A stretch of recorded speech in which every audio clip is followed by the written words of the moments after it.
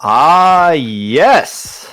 Saturdays are made for Low Ink and Low Ink's car. Welcome to the official Low Ink May 2020 stream. We are glad you decided to take a break away from memeing and Splatfest to join us today. We are on the mic for the Swiss stages of the tournament. I am Popgun. And I am Black Mama Bia, your co-commentator today. There are a total of 424 players registered for today's tournament. Not bad, considering about half the community is banned due to skill level. Now, with this many number of participants, it can be difficult to get this tourney done in a quick and fair way to determine a true champion. So this tourney is a little bit different from Low Inks in the past. This time around, teams have been divided into two separate Swiss stages instead of one giant one. Now, the top teams from each Swiss stage will move on into Top Cut. There were a little bit of technical difficulties in the opening with the first time of us doing this double Swiss thing, but it looks like we got it all figured out, and we are ready to start with round one. We are bringing you No Diving, a team formerly known as the Sugar Stars, and Team Ink GalaXsea, which I believe is pronounced GalaXsea.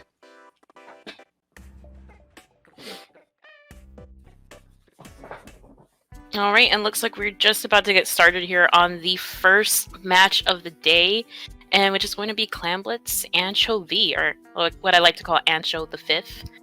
So Popgun, what do you think? How do you think this is going to go with Clamblitz? Like, what do you like about this map personally? I like that you can actually go up the window on the left side of the map, because you can't do that in other times on Clamblitz. With these two teams specifically, I'm familiar with Salem and Dev, as they are a part of the Splatoon clan. But I don't know much about Ink GalaXsea, so I guess we'll see what they kind of bring out in this opening set. And with that, Low Ink May 2020 is officially underway. Looks like we got a Vanilla Pro and a Soda Slosher coming out. Ooh, an Orange N-Zap too. Welcome to Low Ink. Definitely a lot of different weapon choices that I haven't seen in a while, but I would say Booyah, it can be pretty strong on this map. We'll just see how they're able to use it. Looks like we got a custom jet here on the side of what looks like, I believe that's Ink GalaXsea. Yes, Ink GalaXsea is in the purple here, or at least on our screen. So it looks like, actually, hold on.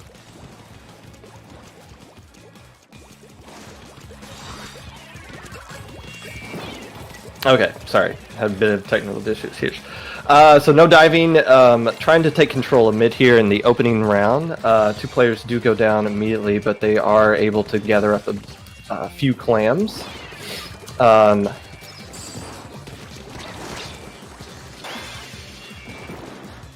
can't really... Mama, can you see this game?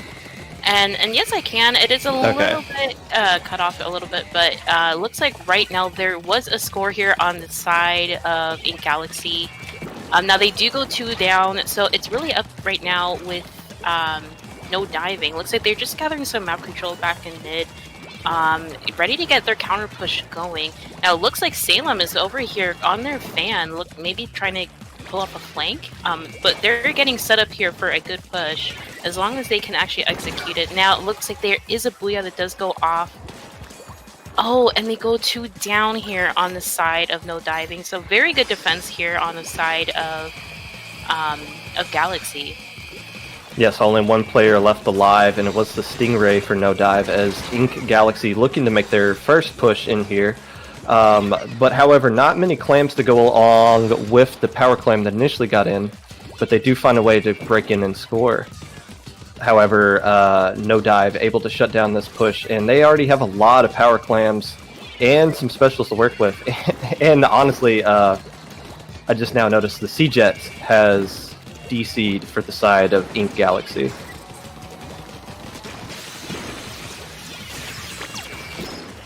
Alright, looks like that is an unfortunate DC. Now, it looks like our TOs are going to be reviewing that here just to see if that... Looks like I'm not sure if it will be a replay. Looks like both teams are still continuing to play. Yes, and that is important to note. If you do have a DC on your team, you have to stop playing. So the fact that GalaXsea is still trying to win this game is gonna... Well, if they do end up losing this match, they won't be able to do a redo, specifically because they're still fighting here.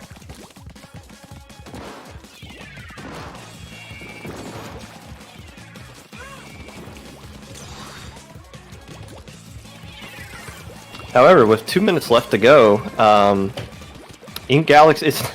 since GalaXsea is choosing to continue to play this, it isn't out of the scope of possibility that they can pull out a win here.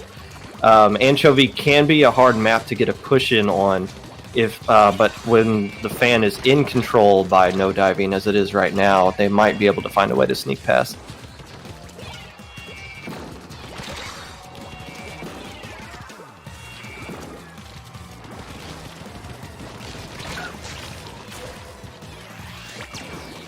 Right here, looks like they do lose a super clam right now. It looks like GalaXsea is just on the full defense right now, but with 3 super clams, let's see if they'll be able to do it. They are at that 3v4 advantage, or disadvantage, I should say. And looks like they do have that ray ready, so they may be. It looks like they might be looking to pop it very soon. 2 players going down for the sides of Team GalaXsea and a Booyah Bomb coming in. This will likely be the push that No Diving needs to take lead. They do break the barrier, and they do have a power clam right underneath the basket. And that is the clam they'll need to get in there, as they're trying to gather up a few more clams just to keep the basket open long enough. And it doesn't look like they'll be able to take lead here. Oh wait, no, they do. The last player live. The orange Inzap able to get the power clam in, so lead with 30 seconds left to go will go to the side of No Diving. Alright, but it's not over yet. They still got time for just one more push, plus some overtime. They do have that super clam here on the left, and Dio is just trying to stay alive as best as they can. Now it looks like there is just one person defending the clam, which is at 52. Defending the entrance. Oh, it looks like they do have specials ready, but the roller does go down. Kiwi with that auto bomb. Now it's just that one super clam left on the fan. Will they be able to do it? It's an OT, and it looks like they do go down. It's a nice pick there by Kiwi. The roller, last player alive for the side of GalaXsea. Only 4 clams gathered up. Time is going to run out here, and game 1 will go to No Diving in this best of 3. And more importantly, the stream that we're looking at seems to have cleared up, so hopefully there won't be any more awkward opening commentary. Hey, it's the round 1 for us as well. So there you go. You can blame me. I'll take the L for that, honestly. But once again, there will be no redo, and the player has already joined back into the room. So hopefully we won't get a DC in the second map. In this play all 3 series here. The next one is Splat Zones at Muscle Forge Fitness. Mamba, what do you like about this map? Well, a Muscle Forge, I would say it's a map that's definitely been on and off for me. Zones is definitely, I feel it's played a lot differently than the other modes. A lot of weapons, especially the backlines, tend to be a lot more campy. You can definitely get locked out of this map, so it just really depends on how well your team can come together and push, especially with specials. But I have a feeling, I hope to see some really strong backlines. This map is not so bad for splatlings like a Hydra or Sniper, so we'll see. We did see a Sniper coming out for the side of No Dive, and a Sea-Jet coming out for the side of GalaXsea. So we'll see what kind of comps these teams can pull out. You know, it's interesting. In low ink, you'll see a lot of things that aren't like quote unquote meta. It's not that these teams don't know what the meta is. It's just they're not afraid to experiment with weapons that other teams would poo-poo on, which is always exciting to see. It's nice to see things that are a breakaway from the usual K-Pro, ballpoint, Oonga Boonga. It says K-Pro main over here. Okay. But, I mean, I do agree. I would say it's not necessarily that things, even if it's not meta, doesn't mean it can't be played well. I think we have definitely seen that a lot in, like, a Japanese Splatoon, where they will use some of the craziest comps and still do insanely well with them. So, there's nothing to say here that meta is the only thing that can be played, but definitely, it's nice to see, like, it's a breath of fresh air, seeing different weapons. So here we go. We're beginning game 2 of this best of 3. We do see a CDS coming out for the side of No Dive, as well as that Orange Zen Zap again and a Fire Fin. On the side of Galaxy, we see a Vanilla Tenebrella and a Custom Junior. Talking about weapons you almost never see in competitive. Nice to see something crazy here. And I believe that actually might be a Vanilla Squelchies, so it looks like they're looking for a triple missile comp here on the side of No Diving. Oh, now, that's Galaxy, toxic. Very, and it looks like here for No Diving, that actually might counter well this tent, and usually tent is just such a good weapon, especially in zones, very campy. It just really depends how well your team can fight around Umbrella. Galaxy taking control of things in the early going here. Already getting down to roughly around 50 points if they can hold on to the zone just a little bit longer. But the bomb rush coming from the Fire Fin on the side of No Dive is able to cap the zone as 3 players going down for Galaxy. You see Salem here pushing up with the Vanilla Dually Squelchers, the VDS, trying to find a way to get onto the roof there to control and create a lockout opportunity for No Dive. Right, and it looks like very good teamwork here from Salem. It looks like we're able to pick up here one person on the left and people coming down. This is exactly how this map is played. You really hold that mid position, you don't overextend, and you use that teamwork to pick off people, force them to come to you, and such a good job here by Salem. Now, it looks like that tent is trying to make their move. They're trying to get into zone. Looks like what on the side here of Galaxy, they will need to try hard to chain those specials and see if they can get zone. And as soon as I say that, looks like the bubbles go out, the tent goes in, but they all go down.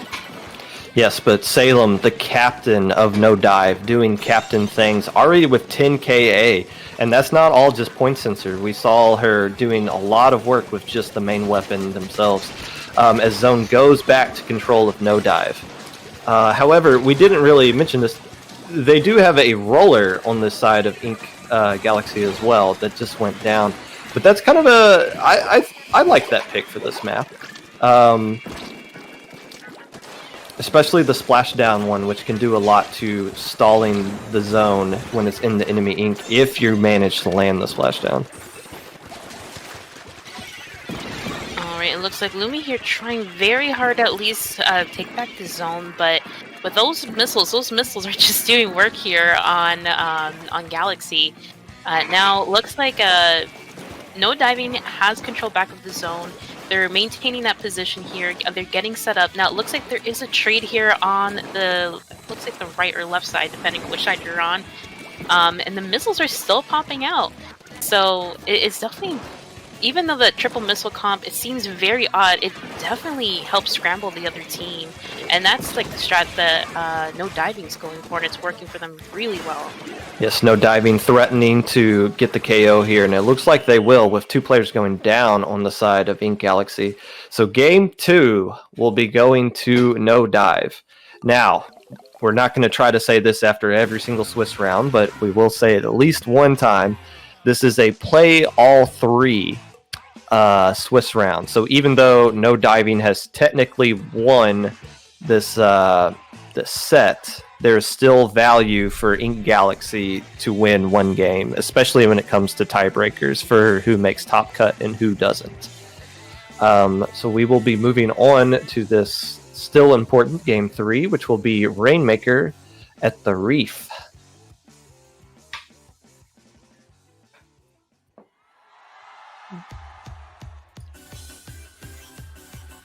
Alright, so Falcon, how do you feel about this map in particular with Rainmaker? With Rainmaker in general, I don't like it at all. It's fair. The Reef is an interesting map. I think we'll see some Stingrays coming back out for both teams. It's interesting that I didn't notice it earlier, but GalaXsea was opting to go with Stingray on Splat Zones at Fitness. So I think we'll definitely see a Stingray come back out again. It'll just be a matter of if it's a Charger or a Sea-Jet. This map in general, I think, isn't considered one of the more favorable backliner maps, or maps to backline at all, but with Rainmaker and Stingray being what it is, I think we'll still see it. I mean, it is possible to play some backlines here, but like you said, Rainmaker it could be a very fast mode where you have to catch up to everyone, especially the Rainmaker. So that's why typically backline isn't the way to go, but I would say it's definitely very viable. Now, this map in particular is with Rainmaker has gone through a lot of changes. If anyone remembers where the podium used to be by what we call car, definitely has changed in this game a lot. So there's a few less KOs than normal, but this is one of those maps that you can't be too comfortable with the lead of even less than 10 because you can easily get countered. All it takes is one wipe and the game is over. One wipe. That's why Rainmaker sucks. Anyways. Don't tell Plix that. Oh gosh. We're moving on to game 3 of this play all 3. It looks like we're coming back out with the Vanilla Pro. Is that a Squiffer? Is that a double Charger build coming out for no diving? It is. And since GalaXsea had so much fun with the missiles being fired at them last game, they have come out with a double missile comp of their own. It looks like they are using those point sisters to their advantage, already tagging a few people here on the side of GalaXsea. Now, I would say this is definitely a little bit of an odd comp. It seems to be working. There's 3 that go down here on the side of GalaXsea. That's a delayed wipe, actually, as Kiwi's looking to get a punishing lead early on that, if it's not a KO, could in fact be enough to win the game. As they're trying to find a way to get up here. You see Devi trying to paint for the Rainmakers. They get with 5 remaining, and with a Stingray up, you see Dev trying to hide away here on a very weird spot that you don't normally see enemy players get into on your own spawn. But it looks like the push will stop there, unless the auto camera can tell us what's actually going on. No, the Rainmaker will reset. But again, with 5 remaining, even though there's 4 minutes left, that is a pretty punishing score on the side of no diving. And it looks like Kiwi tried to go for a little flank, didn't quite work out. Now it's just here Salem defending here by the bridge. So far, GalaXsea hasn't been able to pick up the Rainmaker. Just being pressured really well here. It looks like Salem getting a really good pick. Might be going for some sort of flank. They do take down the dualies. They take down the slosher. That is a wipe. Now it's just really, looks like Dev is just trying to get a quick little armor before they pick up Rainmaker. They know that they don't have to overextend. They have that amazing lead. And so far, they're doing really well with this comp. Yeah, it seems like their main focus is not getting wiped, because that is the one way that they can give up this huge lead that they have going on here. However, with a couple of picks going down, they are trying to find a way to get the Rainmaker up to the pedestal and possibly get a KO here with 2 minutes and 40 seconds remaining. Alright, it looks like Soda is being pretty patient here, which I do commend. Like, right now, 2 members do go down here from no diving. They didn't quite exactly overextend. And all that's left is just to maintain that position if they can here in mid and just keep up that paint. Again, right now, the score is still pretty large, with GalaXsea haven't got any points yet. So this comp is actually working really well for them in terms of defense. The comp's working out well because you see Dev is kind of popping off in the first 3 minutes here already with 10 KA with the end zap. But if you're GalaXsea, you're kind of struggling to find a way to get a push here. All the fight has been on your side of the base for the first 3 minutes of this match. But once again, all they need to do is find a way to get one wipe and a pick or 2 here. And if they can manage to get a pick on Dev, which they do not, that would have been huge to starting an opportunity for a first push.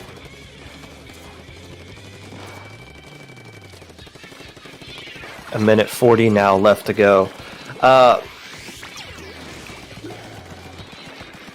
So we do see, it's interesting, Salem's been using point sensor for all 3 matches here as she tries to push up and get, and that's 3 players down, possibly 4. That is a wipe as they find a way to cancel the Booyah. So once again, no diving, finding a way to get the Rainmaker on the side of GalaXsea and possibly looking to threaten a KO for the 3rd time this match. And we'll do it. Yep, that's the KO. They went 3 down right there. 1 person left, and it looks like Dev was just keeping them busy, and that gave him the KO. So no diving will win round 1, 3-0. If you are GalaXsea, you got to be. I think you got to be a little bit concerned that you had a DC in the first game, but luckily the next 2 games lasted the full way with no DC. So both of these teams should be set for a long/fun low ink tournament. We are going to take a little bit of a break here as we wait for the other teams to finish up. You are watching the low ink tournament.